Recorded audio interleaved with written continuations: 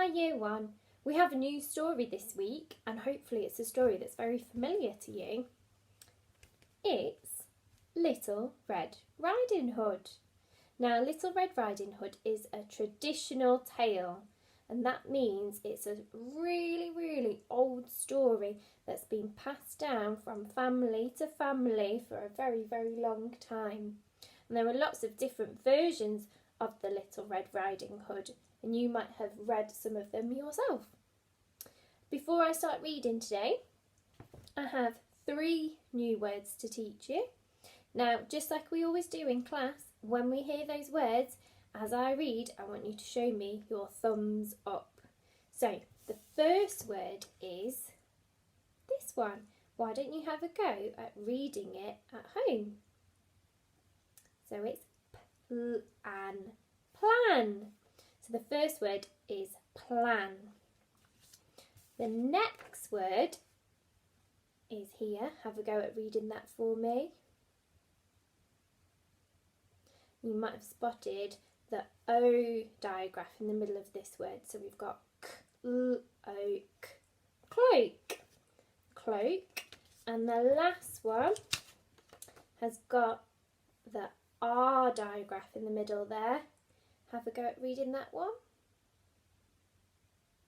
And the word is snarled. Snarled. So those are your 3 words. We have plan, cloak, and snarled. And if you hear them, show me a thumbs up. Let's get started. The Little Red Riding Hood.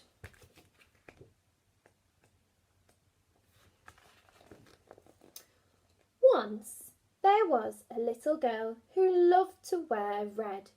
She had red shirts, red skirts, red shoes, and a fabulous bright red cloak. Her name was Little Red Riding Hood.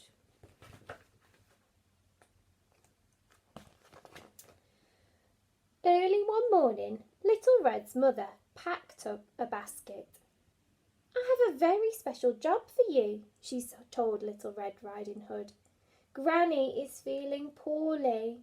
Will you take her this fresh fruit?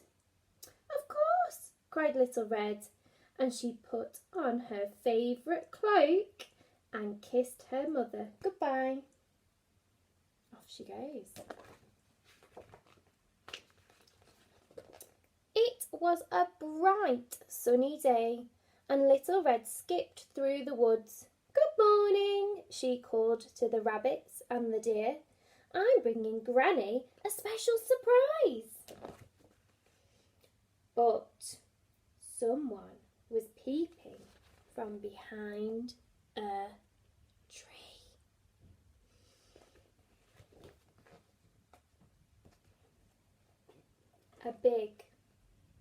A hungry wolf.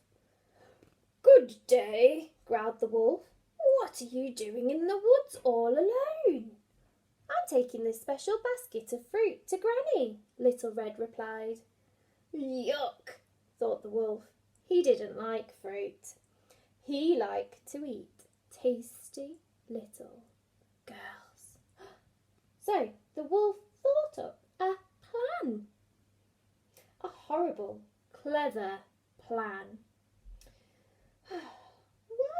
Don't you pick Granny some lovely flowers, he said.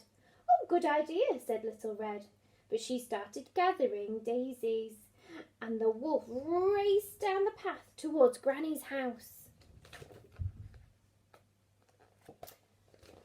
The wolf knocked on Granny's door with a thud, thud, thud. Is that you, Little Red, my dear? Called Granny. Yes, squeaked the wolf. Let me in. It's breakfast time. Oh, goody, said Granny, opening the door. What are we having for breakfast? You, cried the wolf. Ah, cried Granny. You're not Little Red, and she slammed the door right on his big furry nose. "Oh, oh, oh!" howled the wolf. Quick as a flash, Granny ran out of the back door and into the woods to find help.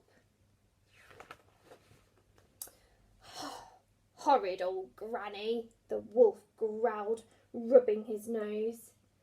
But now he could put his terrible plan into action. So, when Little Red knocked, tap, tap, tap, on Granny's door, it was a deep, scratchy voice that answered. "Come in, my dear."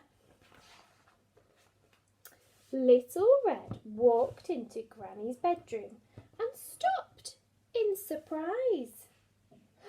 "Why, Granny," she said slowly, "what big ears you have." "All the better to hear you with, my dear," croaked the wolf. "And Granny," Little Red said carefully, "what big hairy arms you have."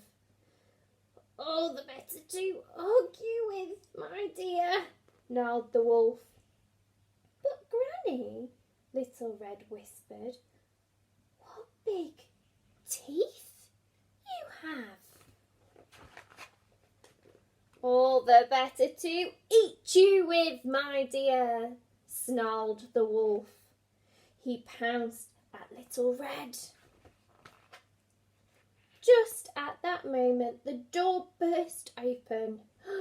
In rushed Granny with the woodcutter. "Stop right there!" yelled Granny.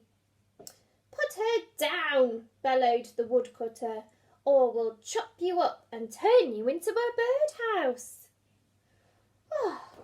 With a terrified howl, the wolf jumped out of the window and ran far, far away, never to return.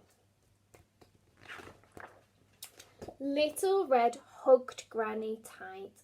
"Oh, I'm so glad you chased that wolf away," she said, and she gave Granny the basket of fruit. "What a day of excitement," laughed Granny. "Now let's all have breakfast." Right, let's see if we can practice those 3 new words that we heard in the story. We had plan, we had cloak, and we had snarled. Why don't you stop the video and talk to your grown-up about where you heard these 3 chatterbox words in the story and talk about what those words mean. And the last thing I would like you to do before I leave you today is to see if you can order the events, the things that happened in the story. We call this sequencing. So there are some pictures on the school website you can print off and you can stick them in order, thinking about what happened at the beginning, the middle and the end of the story. Or if you're not able to print off the pictures, you could just draw your own and think about what happened at all the different points in the story today. So it's called sequencing. Have a go and I'll hear from you soon. See you later.